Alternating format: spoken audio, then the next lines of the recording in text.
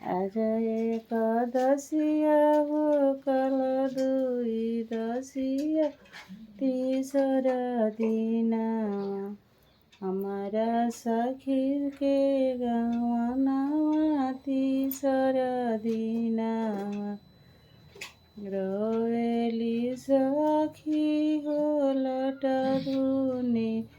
केसिया छूटल झलन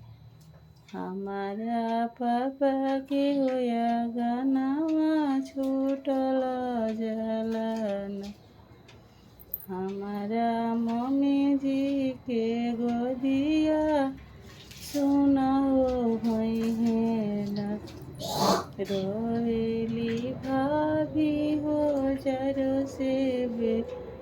जारो छून हो भैले न ननदो हमनी के जोड़िया सुन हो भैले न डोलिया के आगे पीछे सखी समो झावस छुप हो रहन अपना पापा के होया गनावा फेनु होइबू न अपना भैया के होया गनावा फेनु होइबू न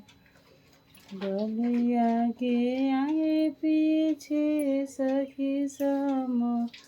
जावस चुप हो रहन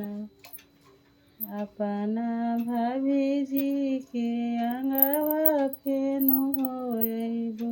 न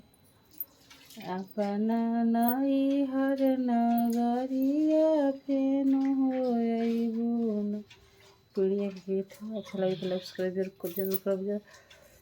सब दर्शकों के यहाँ जो के प्रणाम करते हैं।